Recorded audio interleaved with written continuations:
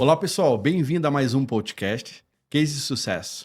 Hoje eu estou tendo a oportunidade de entrevistar uma pessoa que eu conheci há muito tempo, numa empresa que eu trabalhei em Santa Catarina, e ele era consultor nessa empresa, e pude ter a oportunidade de aprender muito com ele. Ele é natural de Birama, hoje mora em Indaial, Santa Catarina. Ele é engenheiro de produção por formação, também especialista em manufatura enxuta e gestão empresarial. O nome dele é Dietmar von Gilsa. Bem-vindo, Dietmar. Obrigado por estar aqui com a gente nesse podcast. Boa tarde, Fábio. Boa tarde, Fábio. Boa tarde, Mari. É uma honra poder estar aqui, primeira vez aqui em Goiás com vocês e tal. Realmente a gente trabalhou junto, né? Lá em Santa Catarina já se vão alguns anos, né? Desse projeto lá, né? Na região do Vale do Itajaí. 11 anos. 11 anos mais, 11 anos, legal. Pra ser mais exato. E como você falou, meu nome é Dietmar, eu sou sócio consultor da Proindi Consultoria de Blumenau, Santa Catarina.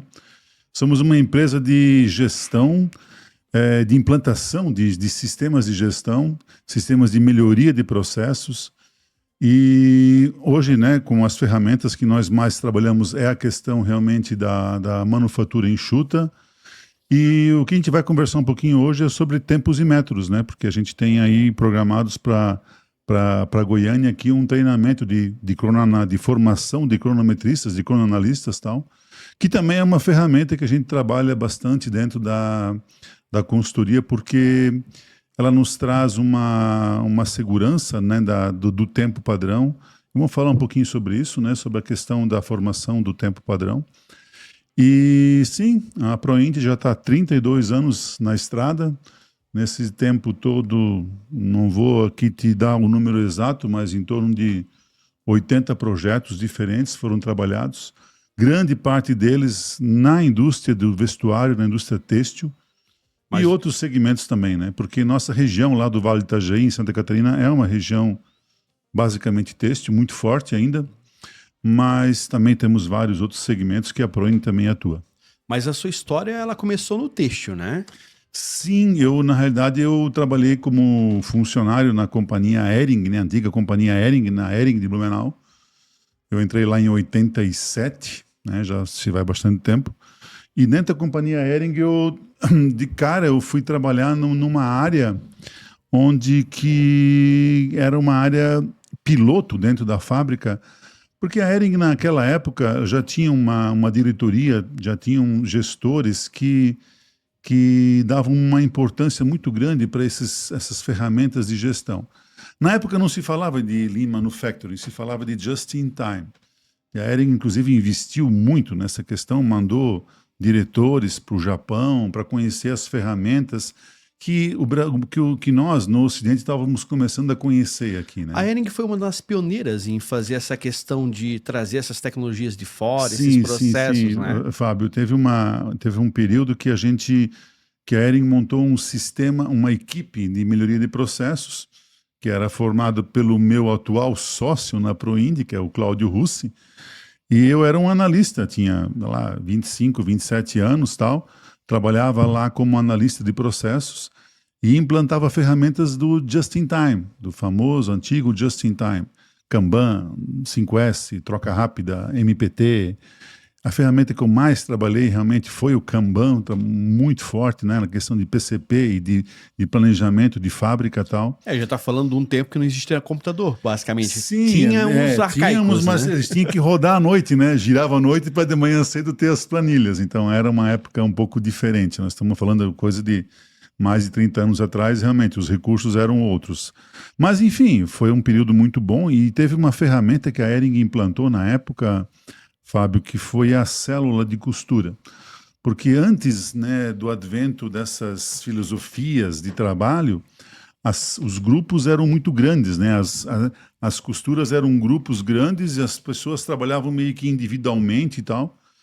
E aí a Hering cria um projeto, faz um estudo para pegar uma unidade, que antigamente chamada de Mafisa, que ficava ali às margens da BR-470, em Blumenau. Essa unidade ela foi transformada de grupão, né, daqueles grupos de costura, de trabalho individual, para células de trabalho. Então imagina, né? Até então as costureiras trabalhavam todas individualmente e daqui para frente 4, 5, 6, eventualmente até 7 pessoas formavam uma célula e começavam a fazer um trabalho em equipe, onde que a partir daquele momento não importava mais quantas peças eu fiz, mas ou quantos ombros eu fechei, quantas lateral eu fechei, importava quantas camisas ficavam prontas ao final do dia. Então isso foi uma revolução assim no setor têxtil de confecção. E a Hering passou a ser muito assediada para visita de universidades, de outras empresas. E como eu trabalhava naquela área de melhoria de processos, eu também acabava recebendo muitas visitas, muitas universidades, muitas outras empresas, até que o dia que surgiu uma ideia, assim, porque aí começava aquela onda na década de 90 de terceirização, a terceirizar segurança, terceirizar RH. Tudo aí o meu sócio, o Cláudio, cara, e se nós terceirizar o nosso trabalho? Então surgiu a ProInd, Produtividade Industrial, né? A sigla ProInd veio dali, dali para frente, o principal cliente foi a Hering no início. Mas aí, vocês, mesmo sem da Hering, trabalhavam para a Hering? Não, nós terceirizamos o nosso trabalho para a Hering. Essa foi a sacada. E depois disso também, né, a gente foi trabalhando em outras empresas, em outros segmentos. Mais adiante, depois eu entrei na universidade também, comecei a lecionar durante 15 anos na universidade, sempre nessa área de produção. E aí começavam a surgir outros projetos, né? E o Cláudio, ele ficou bastante no vestuário, bastante no têxtil, né? Empresas não só de vestuário, mas também de cama, mesa e banho, como Lancaster, Bittner, a própria Karsten, né? Que trabalhamos até hoje na Karsten. Mas eu também acabei atuando em muitas empresas do setor metal mecânico. Teve uma empresa que é conhecida mundialmente, que é a empresa do Grupo Bosch, que tem uma unidade na cidade de Pomerode, onde que eu realmente trabalhei muito no projeto de expansão. E aí sim, aí nós já estamos falando de ano 2005, onde que o Just-in-Time começa a perder força, porque o Ocidente descobre, né, através do Womack e do Jones, aqueles dois professores norte-americanos, começa a descobrir a questão do Lean Manufacturing. Então a gente deixa de falar em Just-in-Time e começa a falar em Lean Manufacturing. Mas para mim que é leigo, vamos lá. Qual é a grande diferença entre o Just-in-Time e o Lean Manufacturing? Nenhuma. Porque eu sei que o Lean, na verdade, é uma ferramenta do... Na realidade, o Just-in-Time é uma ferramenta do Lean, ele é o que nasceu lá do TPS, né, do Toyota Production System, lá do Taiichi Ohno, na década de 50, no pós-guerra do Japão, que foi uma ferramenta desenvolvida na Toyota e depois por todas as empresas automobilísticas que seguiram a Toyota, depois todos os sistemistas que fornecem para essas empresas automobilísticas, mas o negócio nasce dentro da Toyota mesmo, com o Taiichi Ohno, na década de 50. Só que em 30 anos, né, Fábio, mais ou menos lá por 1980, o Japão começa a fornecer carros similares aos americanos, só que mais baratos, vindos do Japão e entregando dentro dos Estados Unidos. Então isso chocou um pouco a indústria norte-americana, que a indústria de carros norte-americana é um... Antigamente, quem tinha um carro, queria um carro, era um Ford T preto, né? Pois é. Então, ali tá. Então, os japoneses começaram a incomodar. E aí, na década de 80, esses dois professores do Instituto de Massachusetts, no Texas, eu acho que é o MIT, eles são convocados aí para fazer uma pesquisa realmente no Japão para tentar entender o que aconteceu nesses 30 anos. De 1950, que estavam destruídos após a Segunda Guerra, em 30 anos estavam já colocando veículos mais baratos que os similares americanos dentro dos Estados Unidos. E aí nasce um livro, né? Sai um livro lá em 82, 84, chamado The Machines That Changed the World, ou seja, a máquina que mudou o mundo, que conta um pouco essa história da Toyota mesmo. Sim.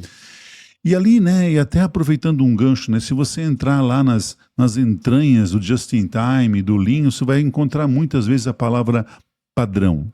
Então, a base do tempos e metros, a base do just-in-time ainda é tempos e metros, ainda é o padrão.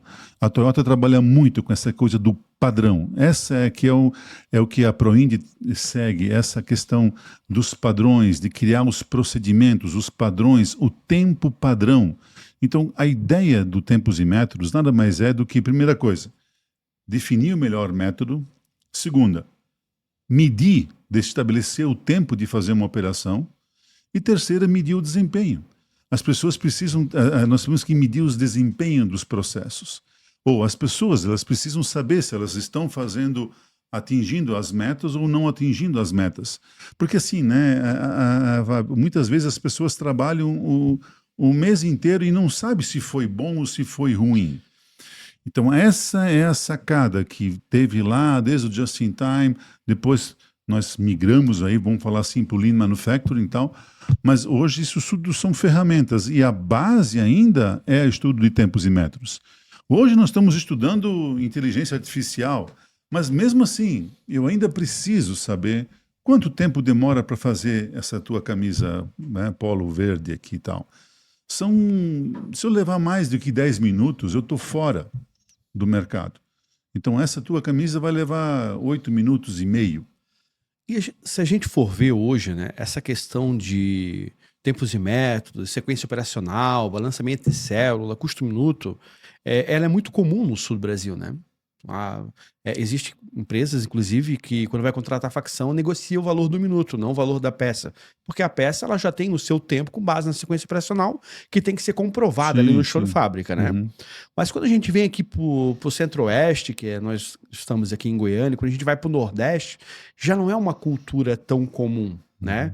Eu sei que tu não tivesse a oportunidade de visitar muitas empresas aqui, mas são pouquíssimas empresas que têm essa cultura de cronometrar, de balancear. E eu olho para essas empresas, eu penso, meu Deus, que oportunidade de aumentar a capacidade, de otimizar o recurso. Isso aí, por que a gente tem um domínio tão grande sobre a costura, principalmente, né, no vestuário? Porque assim, a minha escola foi a Hering e tal. E a nossa escola, minha, do Cláudio, o Cláudio foi cronometrista na Hering, começou com 14 anos, tal, quer dizer, aquela coisa, toda uma história formada em cima de cronometragem. E por que cronometragem na costura? Porque é na costura, né? Vamos supor, se essa camisa nossa, somos dois aqui de camisa polo, se essa camisa custar R$20, certo? 30% disso, eu não quero exagerar, mas 6, 7 reais é custo de mão de obra de costura, tá certo? Então assim... e o gargalo de toda a indústria têxtil é a costura. É a costura, né? Então assim, por que se focou tanto em cima da costura? Porque nós temos uma maior concentração da fatia de custo em cima da peça, em cima da costura. Hoje a gente já fala muito também de estamparia localizada, fala de bordado. Uma coisa que tem chamado a atenção nos estudos de tempo é o corte, porque antigamente era meia malha, moletom e piquê e tal, e era isso. Hoje em dia tem muitos tecidos diferenciados, o corte não é mais aqueles infestos grandes, são infestos baixos tal. Tem muito tecido plano, que é mais difícil para você manusear, e o corte também tem agora um peso maior nessa questão da composição do custo, e por isso que temos que entender qual é o tempo que leva para fazer. E assim, o tempo, de novo, né? Talvez a gente fale em tempos e métodos, né? Mas o correto seria dizer métodos e tempos. Primeiro nós temos que encontrar o melhor método, e aí depois medir. E aí, parafraseando um pouquinho aqui, né, o próprio Taishi Ono e depois Peter Drucker, né, que falam que nada pode ser melhorado se não for medido. Tudo, se eu não gerenciar alguma coisa, não tem como fazer uma...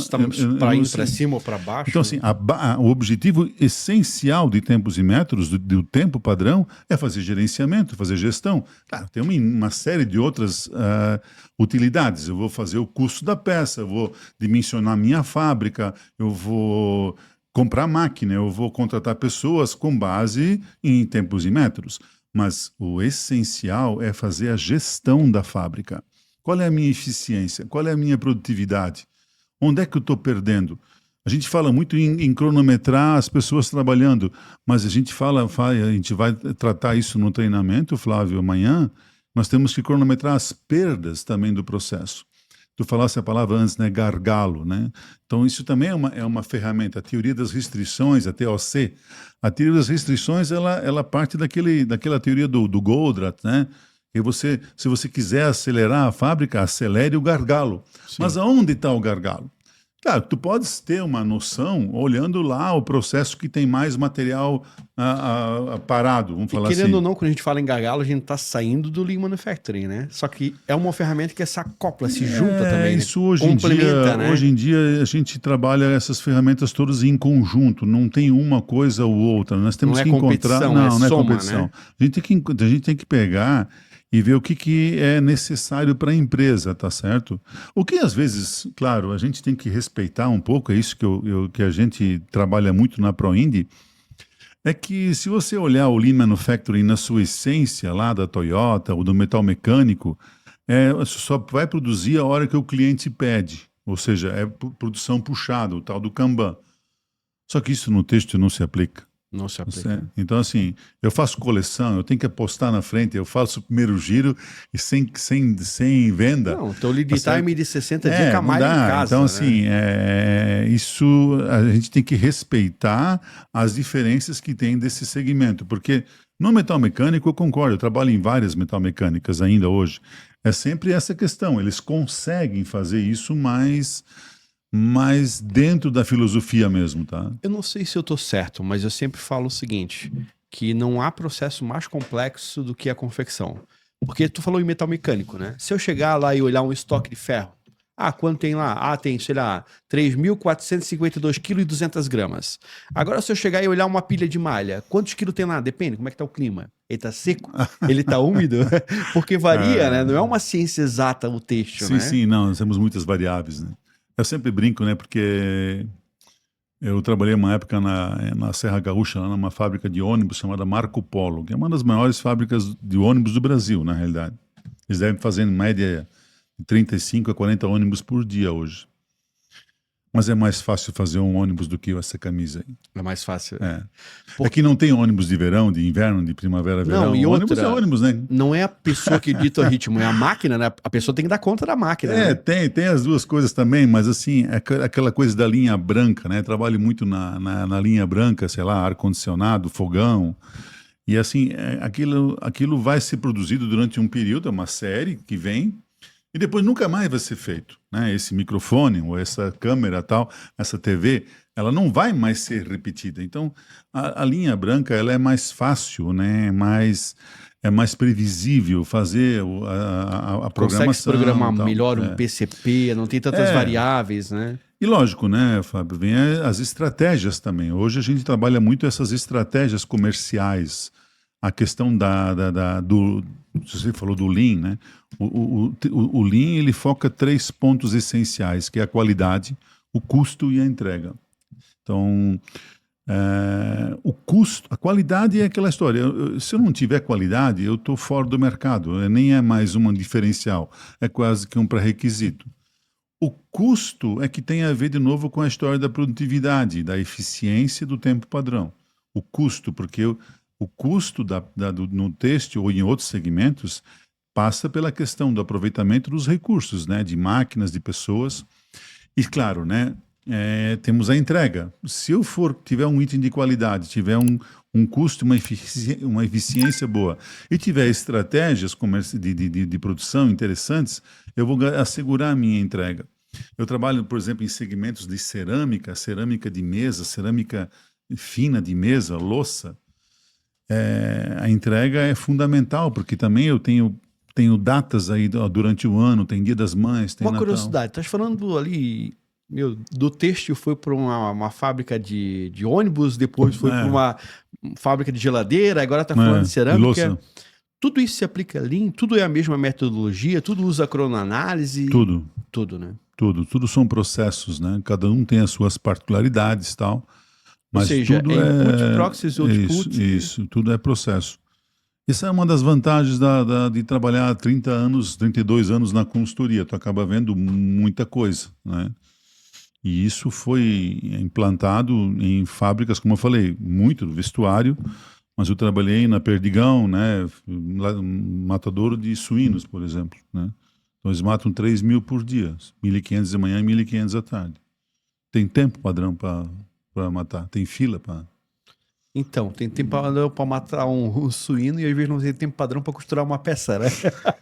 É assim, ó, é que uma época, Fábio, a gente tinha margens, mas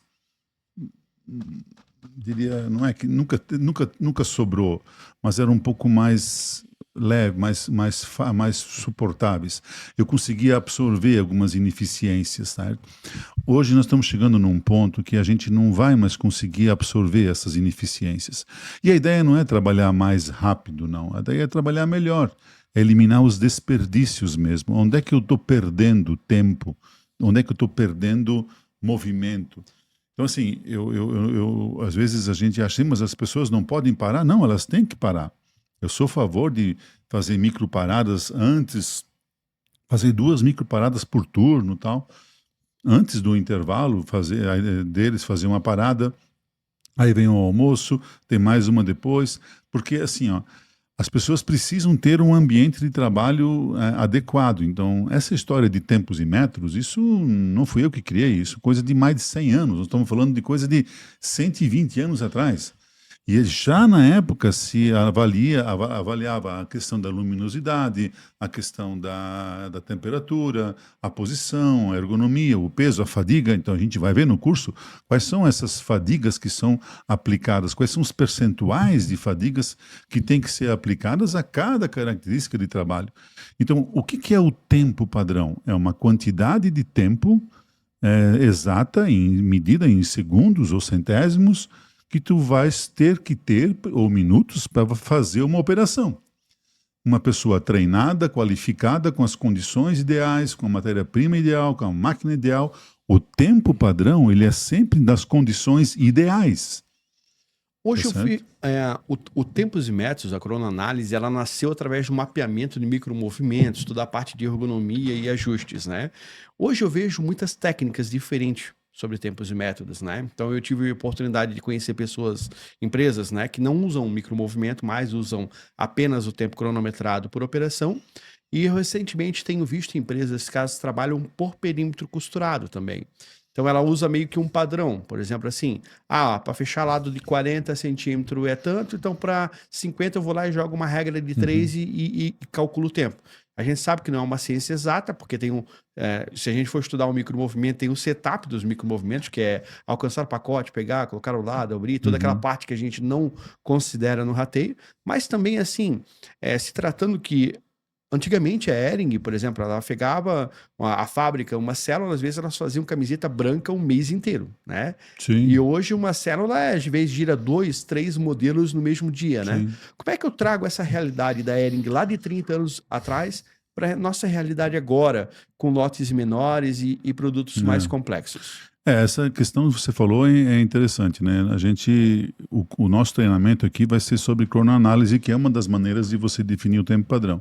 Mas tu tens os micromovimentos, né? Tu tens o GMD, né? Que é o MTM, que são ferramentas que vão conseguir montar um tempo padrão a partir de um desenho, por exemplo. Isso é muito importante, porque às vezes eu vou fazer um croquis de uma peça, eu deveria já saber o tempo para fazer um pré-custo, para poder fazer uma avaliação se a gente vai prosseguir naquele item ou não vai.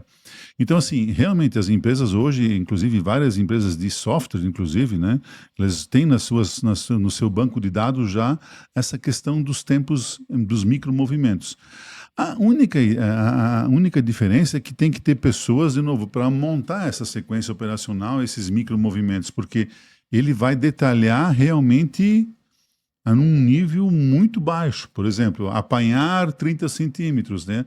E apanhar um tecido fino, ou apanhar um tecido mais grosso, tal.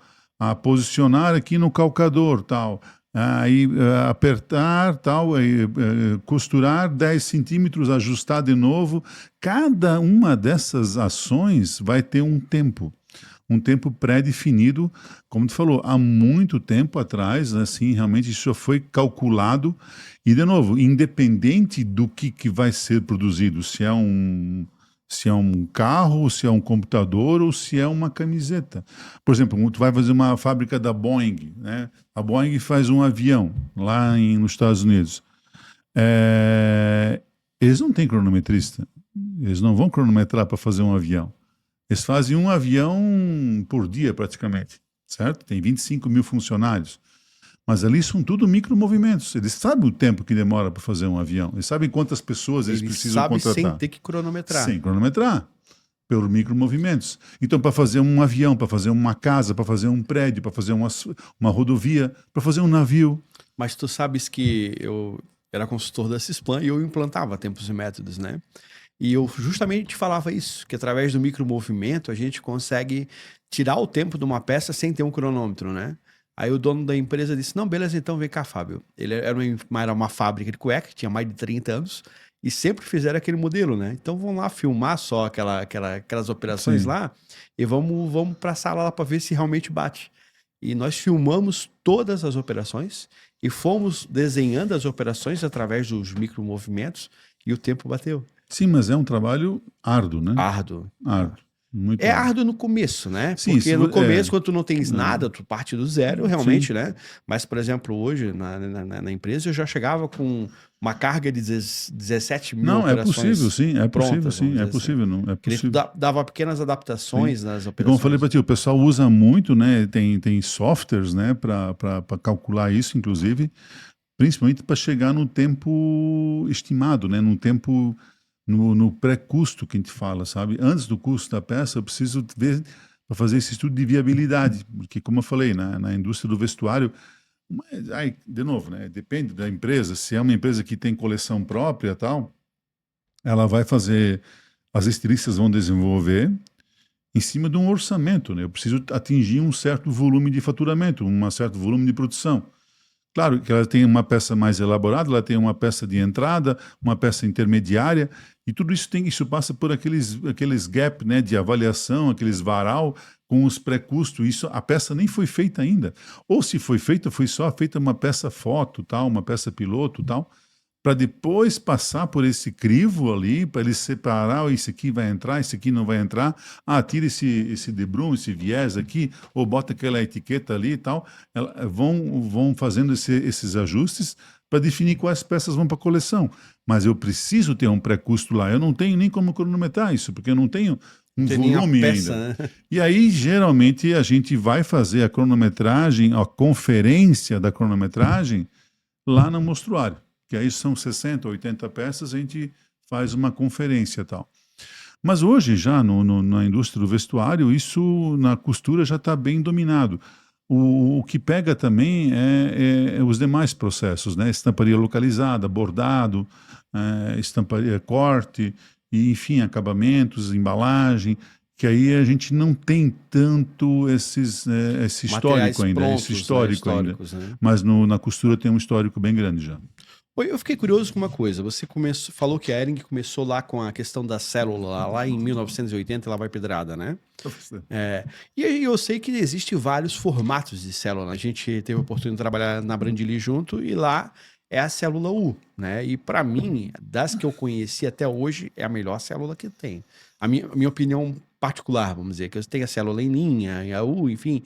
Qual era o tipo de célula que vocês trabalhavam lá? Então, isso lá na Hering também era U, né? O U ou o I. No U as pessoas trabalham por dentro.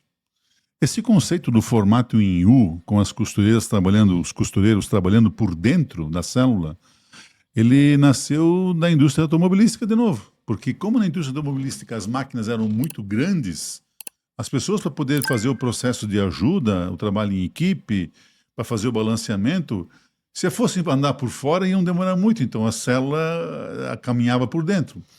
Só que no vestuário, na costura, às vezes não é o U que é o melhor, pode ser o I mesmo. Ou às vezes na indústria de cuecas, por exemplo, aí realmente tem uma pré-costura, depois tem uma costura final, tal.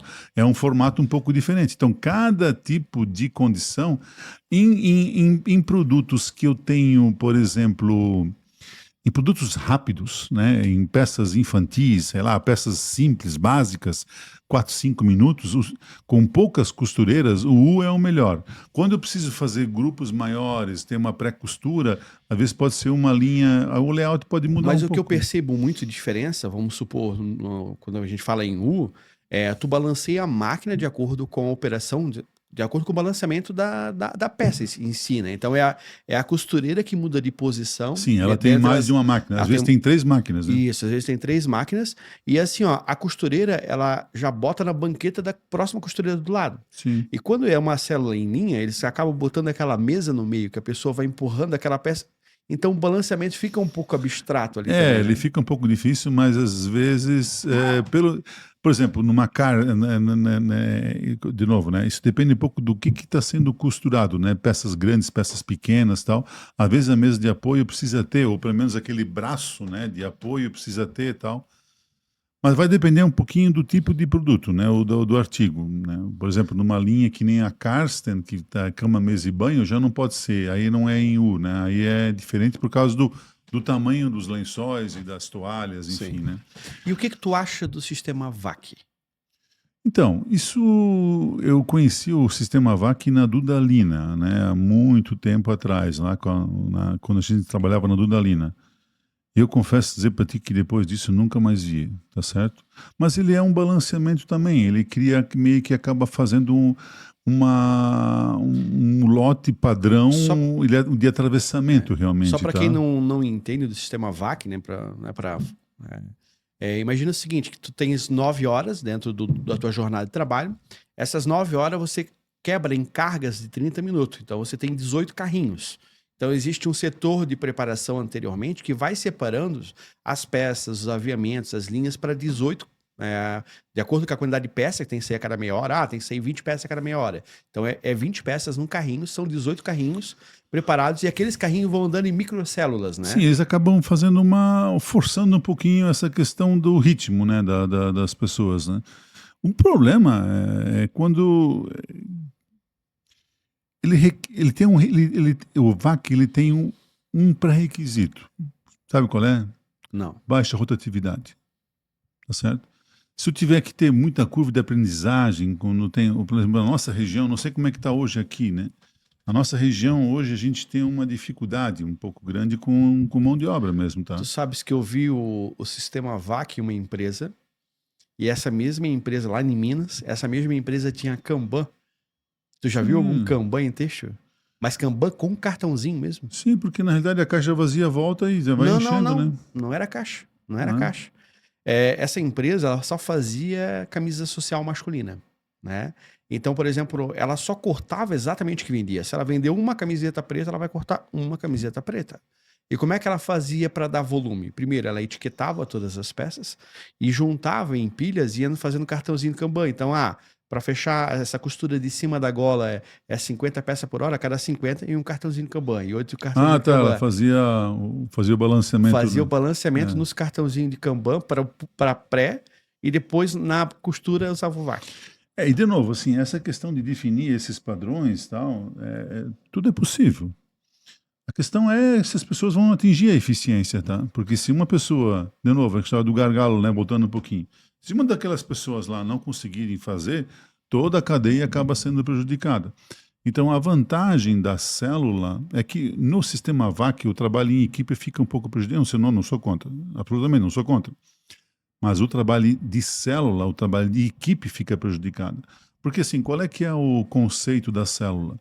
Eu tenho 5 pessoas, mas pode ser que hoje tenha uma pessoa que não está legal. E elas têm que se ajudar, né? Elas se ajudam, tá certo? Quando tem um trabalho em célula, a gente também implanta a remuneração por equipe. Sim. Não a remuneração individual. O VAC isso já é um pouco mais complicado, tá certo? Fazer uma remuneração em equipe. Mas assim, são tudo metodologias e são válidas que o legal do VAC é que ele cria realmente um cadenciamento dentro da empresa. É que nem aquele sistema aéreo, né? Como é que era o nome ainda? Esqueci, né? Eu não lembro. Acho que é muito forte esse sistema na China. O sistema estava na China, visitou várias, acho que visitou umas 15, 20 empresas. Sistema, nossa, agora me fugiu a palavra. Enfim. Aquela Mas tá bom. questão, voltamos à medição, né? Não dá para dizer que é bom Não, ou é mas, ruim sem no VAC fazer uma também medição tem e que ter fazer o a tempo comparação, também. né? O VAC tem que ter o tempo também, né? Tem que ter o tempo e tal. Eu sempre E brinco, eu sempre falo para os empresários que eu converso, né? Como é que tu faz para medir como é que tá a tua empresa, né? E essa medição ela tem que ser feita, né? Por exemplo, a gente tem criança em casa, para saber se uma criança está com febre ou não, o que que tu vai fazer? Tu vai pegar um termômetro, botar Uhum. debaixo do braço, passou de 37,5 e está em estado febril, abaixo não está. E me espanta quando eu chego nas empresas e elas não têm termômetro, elas não têm os indicadores. Indicadores de produtividade, indicadores de eficiência, indicadores de qualidade, porque também não adianta eu produzir e não ter qualidade, ter muito reprocesso. Outro indicador que é reprocesso, Sim. né? E se hoje eu fosse citar os principais indicadores para mim ter na produção, quais seriam esses indicadores? Eu entendo assim, na produção, no chão de fábrica, existe uma figura que eu acho muito importante. Agora eu vou falar do Taylor mesmo, lá de 1900 e bolinha, que foi o cara que começou essa questão de tempos e métodos. Ele chamava de liderança operacional. O líder operacional, ele é o cara que está lá junto com os operadores. Ele é o cara que dá suporte para os operadores. Ele é o que treina, ele é o que mais conhece as pessoas. Ele conhece as pessoas, ele conhece todas as operações. Ele não é um cara de sala, ele é um cara que trabalha em pé. E essa pessoa, ele tem que fazer o que a gente implanta nas empresas, que é o stand meeting, por exemplo. O turno começou o dia 5 da manhã, 7 da manhã, preciso reunir aqueles operadores e mostrar como é que foi o volume de produção de ontem, como é que foi a eficiência de ontem, certo? A produtividade, ela diz mais respeito ao líder, ao diretor, ao gerente e tal, mas o operador, ele precisa saber da eficiência dele. E tá, se eu não atingir, por que eu não atingi? Qual é que foi o meu retrabalho? Quanto é que eu tive de retrabalho? Eu tive que desmanchar uma peça e costurar de novo. Quanto tempo eu perdi com isso? Então, volume, eficiência, retrabalho, segunda qualidade, eu diria que são as coisas mais importantes. Só que antes dessas todas, e ainda que o que a gente bate muito forte, é o item da segurança. Então, imagina um stand meeting que demora 5, 7, 10 minutos, todo dia. Primeiro, alguém se machucou? Alguém quase se machucou? Então, não só acidentes, são incidentes também. Isso tem que ser falado todo dia. Segunda coisa, como é que foi o nosso volume? Qual é que foi a nossa qualidade? Como é que foi a nossa eficiência? E terceiro, qual é que é a meta de hoje? Qual é o objetivo para hoje? Tá certo? Dia 19, dia 20. Qual é o nosso objetivo hoje? Então, isso é fundamental. E as pessoas precisam ver isso. E na costura, na confecção, ou no vestuário, a gente implanta isso não só uma vez por dia, de hora em hora, inclusive, né? Onde é possível. E assim, Fábio, hoje em dia tem muita tecnologia, tem as TVs penduradas, tem LCD, TV, não sei o quê, andão pendurado. Mas se não tiver, não tem problema. Pode ser um quadro a giz também, não tem problema nenhum. Também Não funciona. precisa se apegar a isso, Não, né? não. Tu vai em algumas empresas metalmecânicas ali, a peça passa pelo leitor de barra, já muda lá em cima a meta de produção, se está atrasado, se está negativo. Mas assim, se tiver dinheiro, se tiver tecnologia, quer dizer, hoje em dia não é mais tão caro assim, implanta, mas pode ser um quadro à mão. E quem tem que preencher o quadro é o líder de produção. Não pode ser o estagiário, não pode ser o menor aprendiz. As pessoas da fábrica só dão importância para as informações se é o líder dela que preenche. E é aquele líder de primeira instância, de primeiro nível. É o É líder ele de que célula, tem o que líder ver. do setor É encarregado esse ali, né? que é o ponto central dentro das empresas. E nós matamos esse cara aí, na realidade. Deram um computador para ele, uma sala para ele e acabou-se. E aí ele não está mais na fábrica. Ele sentou e ao invés de estar lá junto com as pessoas, está montando PowerPoint com musiquinha que mexe, que brilha e tal. Quer dizer, tem que tomar um cuidado. Essa liderança de primeiro turno tem que ser empoderada. Esse é o cara que tem que receber as informações em primeira vez da empresa. Ele que tem que passar as informações. O poder da liderança, ele começa quando ele tem a informação. O poder começa quando ele pode treinar, quando ele treina as pessoas. Então, assim, essa é um ponto lá, tá lá no livro do Taylor, tal, essa liderança funcional, ela é muito importante. Claro, hoje temos que respeitar, temos uma geração nova aqui e tal, mas assim, essa geração nova, ela quer informação, ela quer, não é baixar a cabeça e trabalhar, ela precisa de informação. E com o desafio hoje, que as indústrias hoje, elas têm um desafio muito grande que se chama rotatividade, né? Hoje, antigamente era comum na nossa região, na Hering, dizer a pessoa é costureira há 20 anos de Hering, a costureira há 18 anos de Hering, né? E hoje já não é tão comum as pessoas permanecerem tanto tempo numa indústria, né? Como tratar isso, né? Até você falou ainda que você ainda dá consultoria para Cassen já dá algum tempo, né?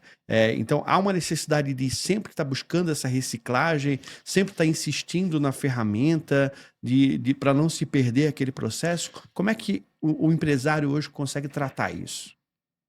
Boa pergunta. Padrão. Procedimento. Nós não podemos ficar na dependência das pessoas.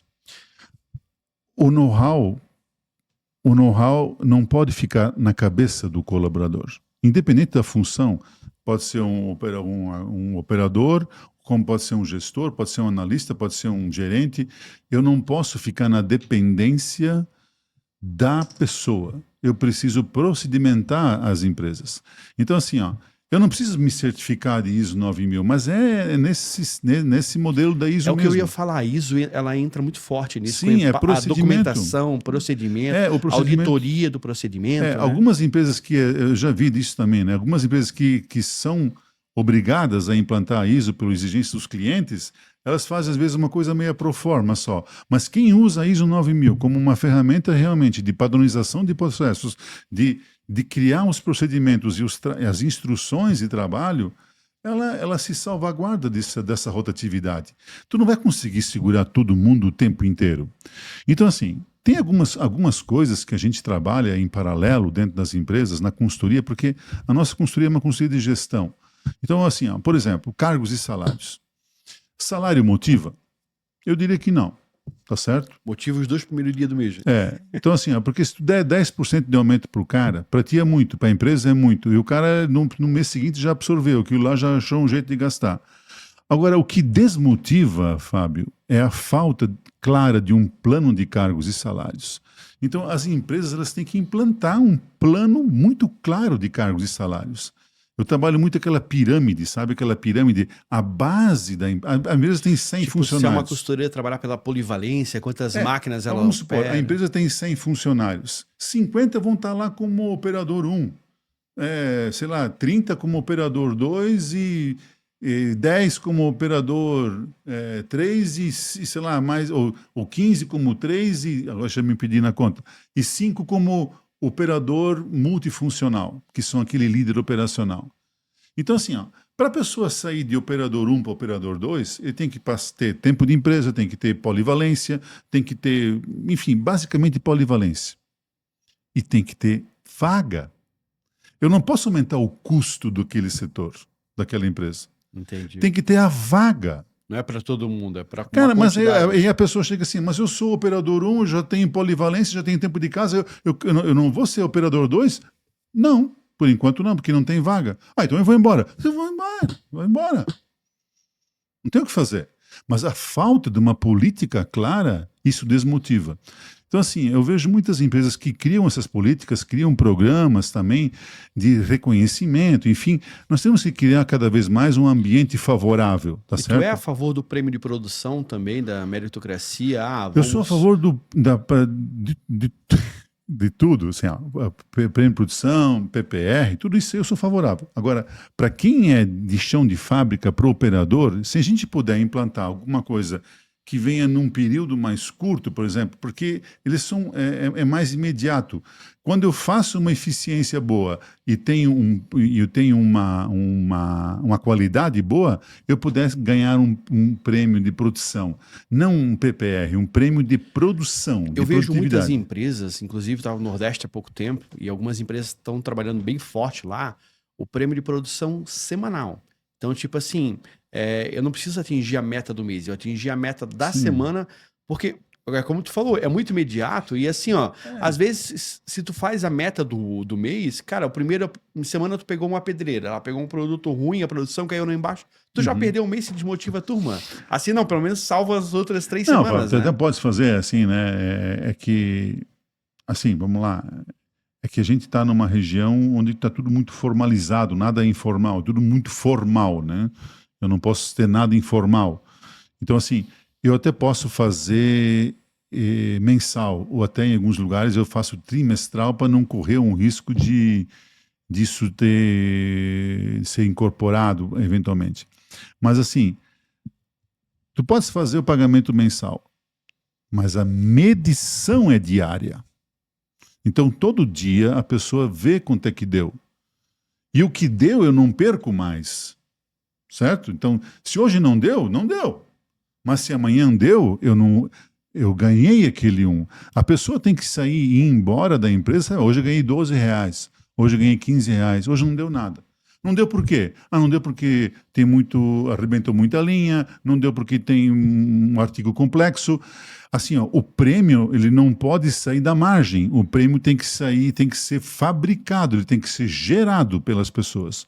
Então, assim, ó, essa é uma dificuldade. A pessoa pensa, mas saiu, eu não ganhei o prêmio porque saiu energia elétrica. Não ganhou. Mas eu não tenho culpa. Mas não é uma questão de culpa. A empresa não. É uma questão de que não foi gerado. O prêmio não foi gerado pela pessoa.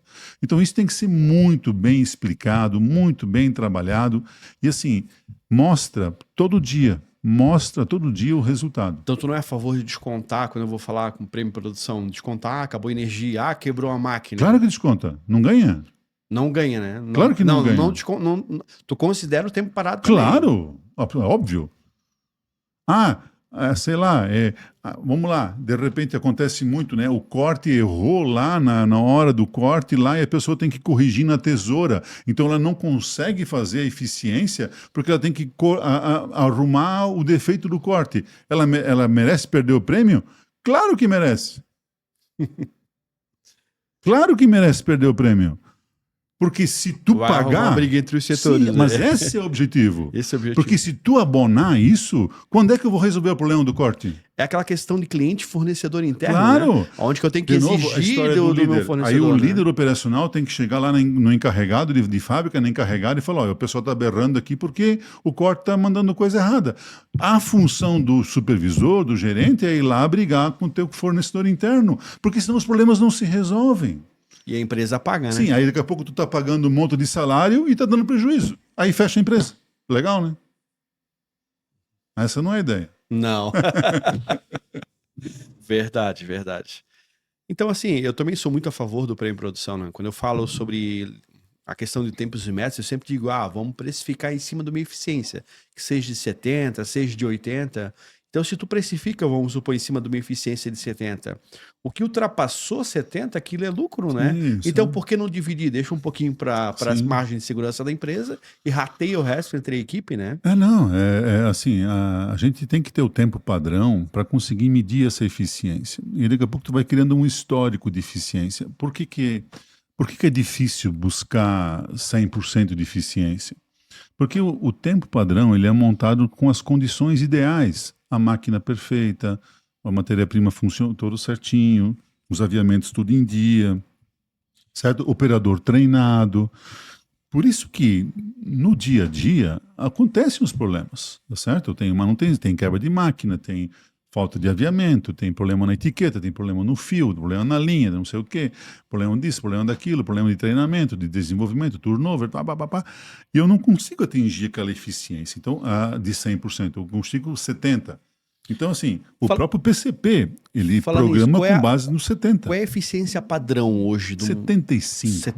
75% seria uma eficiência aceitável. Sim.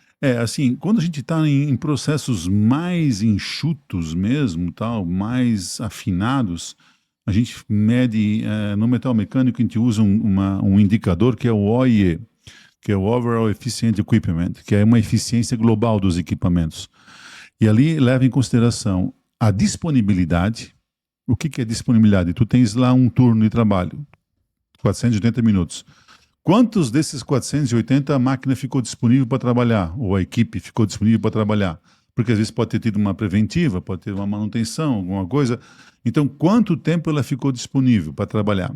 Segundo, no tempo que ela ficou disponível, qual é que foi a eficiência? O quanto eu consegui atingir do tempo padrão mesmo, da eficiência dos operadores ou da máquina? Hoje em dia as máquinas de costura já estão começando a vir com essa tecnologia já para integrar com o software E a analisar terceira isso também, seria a né? qualidade. Quanto daquilo que eu fiz é bom.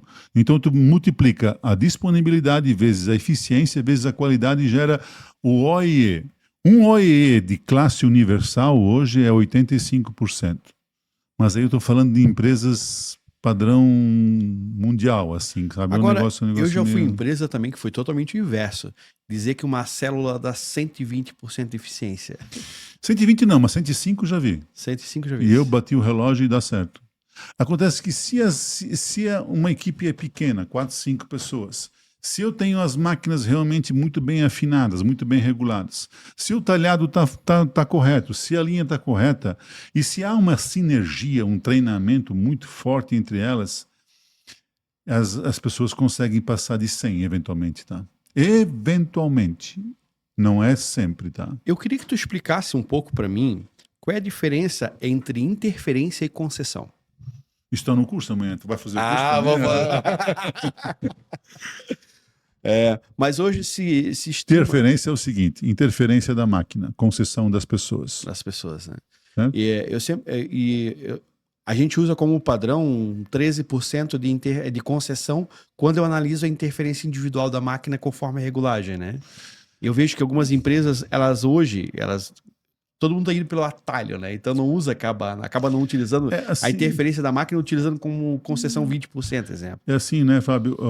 Existe um problema nas empresas que é a desconfiança do tempo.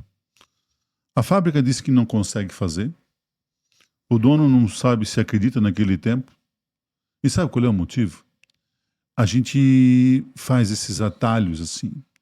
É feito alguma coisa por aproximação. Daqui a pouco eu faço uma regra de 3, daqui a pouco eu faço. O treinamento que vocês trouxeram para cá, esse treinamento de cronoanálise, ele é uma metodologia científica. É um passo a passo. Se você não seguir aquele passo a passo que vai ser repassado, você corre o risco de não ter o tempo correto. Tempos e métodos é a amostragem. Cronoanálise é a amostragem.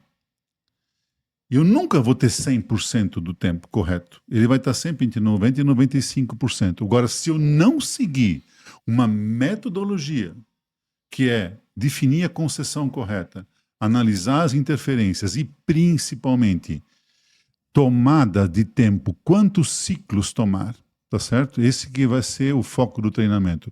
Para você ter o tempo de 90% a 95% de assertividade, de credibilidade, tem algumas condições que têm que ser respeitadas. Porque é que nem aquela história assim, lembra da história vai ter uma eleição. Qual é a margem de erro? Mais, menos 5%. O tempo de método também é uma amostragem. Tu não vais perguntar para a população inteira, tu vai pegar uma amostragem. Sim. Mas tu tem que definir uma amostragem, tu tem que pegar um local. O estudo de tempos e métodos é uma amostragem. E assim, eu tenho que respeitar a metodologia. O que eu vou trazer para vocês é a metodologia. Não fui eu que criei, ela já é consolidada há décadas, tá certo? Agora, se você não respeitar, você está assumindo um risco de ter um tempo mais ou menos, meia boca, como se diz, certo? E aí a costureira acha que é muito pouco, o outro acha que está errado, e no fim as pessoas acabam não usando, tá certo? Então, essa é a proposta do trabalho, tá? Mudando um pouco de assunto agora, Dietmar, vamos falar um pouquinho sobre PCP, né? E eu tive a oportunidade de aprender muito de PCP na Brandili, Por mais que eu não trabalhava na área, eu estava do ladinho da área e eu pude acompanhar. E eu tenho implantado já essa metodologia que eu aprendi lá em várias empresas e com excelentes resultados, né? Porque assim, ó, quando a gente fala de confecção, existe vários segmentos, né? Existe a empresa que faz uniforme, a empresa que faz um PL, que é um private label, a empresa que faz a licitação, tem aquela empresa que faz a coleção, né? E para mim, todas essas, acho que para mim o mais complexo é a coleção. Por quê? Porque ela envolve um leque de referência muito grande, um volume de ordem de produção muito grande e muita matéria-prima diferenciada, né? Então, onde que precisa realmente um baita de um RP, para fazer a explosão do MRP2, toda essa parte, né? E eu gostei muito de aprender lá, eu aprendi muito, nosso amigo Felipe Xeren também, né, com você lá também, é a questão da macroprogramação e da microprogramação, onde que eu quebro esse lead time, o just time em semanas e dou um nome para cada semana e eu acompanho aquilo semanalmente, a programação em bloco, e cada setor vai programando o seu bloco ali individualmente, né? Eu queria que tu contasse um pouco para mim sobre PCP, sobre a tua... Então, a gente acaba trabalhando bastante junto, né, com o pessoal de PCP, né? Porque dentro do vestuário, o PCP, não só no vestuário, em outras empresas também, eles têm um papel assim crucial, né, eu diria, tá? E como tu falou, né, a ideia da coleção, por exemplo, que é o mais complexo, né? Então, assim, PCP, vamos botar um P na frente, então começa já com PPCP, né? Que é costume chamar de PCP, o primeiro P seria esse planejamento mesmo das coleções. A gente tem que ter esse mapa, essa visão. E essa visão, ela começa realmente com esse orçamento. Qual é que é a minha... Quanto é que eu quero faturar em 2025? Então, isso vai ter que ser depois dividido em coleções, tem que ser dividido em referências, e é bastante complexo mesmo. Por quê? Assim, né, Fábio? O têxtil, ele tem um lead time lá vai lá 35, 40 dias, se você não faz se você não produz a malha. Não produz a malha, né? Tem empresas partindo do corte, vamos dizer assim. Partindo do corte. E assim, tem empresas que eu trabalho que fazem a malha crua e tingem para uma Lecimar, que eu trabalho na Elian, trabalho na Lunelli, quer dizer, são empresas que são mais horizontais, tem mais processos ainda. Então, isso é muito longo, esse trabalho. E assim, o PCP, ele tem uma função crucial, porque dentro do vestuário, a gente tem que cuidar muito de uma coisa chamada cronograma. O cronograma que é o pulo do gato. Por que eu quero dizer o seguinte? Porque sempre estoura na costura. Sempre estoura lá no gargalo, né? Voltando no gargalo. Ou seja, já está ruim, vai ficar pior, né? Bem por aí. Mas assim, a gente tem que respeitar o cronograma. O cronograma é o grande segredo. O que eu mais me envolvo nesses trabalhos, né? É a história do cumprimento do cronograma. A começar pelo desenvolvimento. O desenvolvimento tem que ter o prazo dele, sabe? O mostruário tem que ter o prazo dele. Todo mundo tem que respeitar os seus prazos. Essa questão do cronograma é muito impactante também em empresas que fazem PL, né? Porque assim, pessoas fazem para o Magazine, Riachuelo, Pernambucana, aí tá lá com a estilista. Mas a compradora não definiu a cor. E a tua malha, ela tá crua, tava esperando saber a cor. Mas a modelagem não aprovou. Cara, que aí volta para aquele triângulo, lembra da entrega? Cozinhando, e depois estoura. Cara, no PL tem janela de entrega. Se tu não entregar, tu não entrega mais. Tem multa, é bem complexo, né? Esses grandes magazines. Mas voltando, então, assim, aí o PCP tem essa atividade. Aí o segundo P, que é a programação, ele precisa de novo, né? Aí nós precisamos ter muito sistema por trás, que é a parte de cadastramento. O cadastramento, tu falou as palavras MRP, MRP2 e tal, ele só vai conseguir girar esses MRPs se tiver cadastrado uma ficha técnica correta. Eu preciso ter um cadastro no sistema e eu preciso ter as capacidades dentro da empresa. Então, assim, tu falou há pouco, né? A primeira vez que eu vim para cá, eu não sei como é que são as nossas empresas aqui em Goiás, mas lá no Sul é muito comum eles terem alguns processos internos. Vamos lá. Eu vou fazer, sei lá, vou abrir o peitilho internamente, aí eu vou mandar costurar, depois eu faço a igrejinha, né, aqui embaixo, eu faço interno de novo. Porque eu tenho esses recursos. Mas quanto é que eu tenho de recurso? Quais são as minhas capacidades? De novo, tempos. Qual é a minha capacidade que eu tenho? Porque eu preciso programar o tal do carga-máquina. Eu preciso saber se aquele recurso vai estourar. Então, quando eu tenho um cronograma, quando eu faço o planejamento, eu já preciso ver hoje que lá na primavera, verão, no verão, eu vou estourar o carga-máquina daquela estamparia ou daquele bordado. Eventualmente é interno. E se não for interno, né, Fábio, eu tenho que buscar fornecedor. Então, assim, o PCP... Eu nem falo mais PCP, a gente fala em logística, tá? Cara, ele dentro das empresas nós estamos botando o gerente de logística, ele assume o PCP, o compras, os almoxarifados e toda a movimentação de material entre unidades e unidades de costura, fora, enfim. Essa logística toda é o grande coração do negócio, porque se tu não cuidar desse cronograma, dessas etapas, dessas entregas, desse atravessamento, e aí vem a última letra, né? O C, né? Que é o que menos se faz hoje. O PCP tem que fazer a cobrança, o controle. Lembra da stand meeting? PCP não pode ser amigo de ninguém, né? Todo dia, tu era para ter feito tanto ontem, não fez por quê? O que tu vai fazer para recuperar? Isso é que eu sinto falta nas empresas, essa cobrança do PCP. Então, o PCP é esse coração, é esse sistema nervoso da empresa. Não é amigo de ninguém, pelo contrário, ninguém gosta deles. Não. E assim, o pessoal fica falando que todos os problemas da fábrica é culpa do PCP. E é mesmo. Porque ele não cobra, né? Quando não cobra, assume a culpa, né? E é mesmo. Mas é isso aí. Isso aí vai ficar um assunto para um próximo dia, para uma próxima vinda. É um tema muito forte, muito extenso. Isso aí nós precisamos de mais tempo. Dietmar, muito obrigado por essa oportunidade de estar explanando um pouco. Eu que agradeço. Extraindo o teu conhecimento, conhecendo um pouco a tua história, né? Estamos ansiosos aí para o treinamento que vai acontecer amanhã e sábado, né? Vamos lá. E tenho certeza que vai ser o primeiro de muitos aí. Tá bom. Obrigado mais uma vez aí, Fábio, pelo convite e tal. É uma honra poder estar aqui com vocês e tal. E realmente espero que a gente consiga montar uma parceria para conseguir trabalhar bastante junto ainda. Vamos trazer esse teu conhecimento aqui para Goiás, vamos aplicar nessas empresas aí. Gostei do lugar já, né? Eu só vi a primeira vez, mas é muito próspero o lugar, muito interessante. Gostei bastante. Com certeza, um povo caloroso, um povo muito bem receptivo. Que bom. E um local de muitas oportunidades. Com certeza, tamo junto. Obrigado, até a próxima. Obrigado.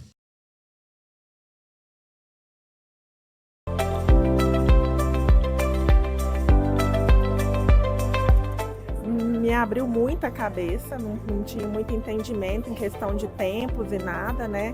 E agora me abriu a mente em relação à cronometragem, a ter esses tempos e métodos dentro da minha empresa. O curso está muito bom, uma qualidade muito boa. O nosso palestrante tem uma experiência vasta no setor da confecção e a questão da cronoanálise para a gente é muito importante, para que a gente saiba realmente que a gente tem a capacidade de fazer a peça e trabalhar em torno de 95% da nossa produção. Vou começar a colocar o método dentro da empresa na segunda-feira e com isso tentar aumentar a nossa produção. Tinha um conhecimento já em cronoanálise, lá onde eu opero hoje eu já fazia cronometragem e vim aqui agora para poder ver o que é que eu poderia melhorar, onde eu poderia estar corrigindo ali algumas falhas que eu cometia que não sabia, que no curso me mostrou muita coisa, foi excelente. Eu tô achando que é uma experiência muito válida, né? Principalmente para os processos, para a melhoria dos processos, para a empresa, para a evolução da empresa, acho muito importante. Olha, a gente já está trabalhando, né, com cronoanálise, aprendendo, né? E isso é muito importante para a gente fazer a distribuição certa do tempo, porque às vezes você tem uma pessoa ali trabalhando sem saber o que ele está fazendo. E através da cronoanálise você vai saber distribuir todo o serviço, né, o tempo, para que a gente possa ter um aproveitamento durante cada hora. O curso eu achei excelente, né? Eu nunca tinha tido experiência nessa área, foi a primeira vez. Para mim foi um conhecimento muito rico, que agora eu posso colocar na prática, né? E somar com a empresa para a melhoria da empresa e dos funcionários também, né? Um curso muito bom, eu indico bastante, porque demonstra como cronometrar corretamente o tempo de produção, quanto tempo que gasta entre uma referência e outra, para não ter gargalos entre a a produção e foi planejado durante a coleção. O curso é muito bom, interessante, né? Tudo quer crescer na vida com sucesso, tem que ter um ponto de partida e isso foi colocado aqui em pauta e muito produtivo. Eu indico aí quem quiser fazer esse curso, tá de parabéns a equipe. É preciso a gente ter esses tempos e metas, né, para a gente poder alcançar os objetivos, principalmente na produção. Eu achei maravilhoso, a gente está com um processo, né, de melhorias na empresa. E esse curso, além da cronometragem, a gente aprendeu muito mais, que é a gestão, né, como a gente colocar isso na nossa empresa, como fazer com que o processo melhore. E o Cisplan também, não é, que é um sistema que vai nos ajudar muito, né, como parceiro nessa nova caminhada que a Necri está fazendo. E a gente espera que a gente só melhore a partir de agora. O curso foi muito bom. Primeiramente, queria agradecer o Ditma, né, por ter feito esse curso esplêndido pra gente. A gente tem muita experiência com o sistema, mas a gente tem cada vez mais tentar se aproximar do usuário, na utilização dele, como é que a gente pode dar esse passo a mais de trocar aquela barreira entre o sistema e o processo, né, do dia a dia. E esse curso foi esplêndido para isso. Foi bastante interessante nessa questão de tempos e métodos, porque assim, além de eu ser uma líder, né, sou costureira e muitas vezes a gente impõe muita coisa, né? A gente fala que não tá certo, né?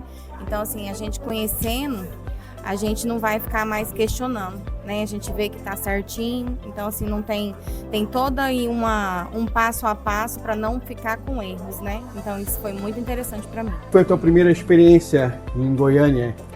Muito bom, foi um prazer, foi uma honra poder estar aqui com vocês. É sempre bom poder compartilhar algumas metodologias, algumas ferramentas de gestão, né? O Tempos e Métodos é uma dessas ferramentas. E espero que seja uma primeira de várias aí, né? Gostei muito da região, gostei muito das pessoas, um pessoal muito participativo, pessoas muito interessadas, né? Muitas perguntas durante a aula, isso enriquece bastante o nosso trabalho também. Sucesso para vocês, tudo de bom, até a próxima.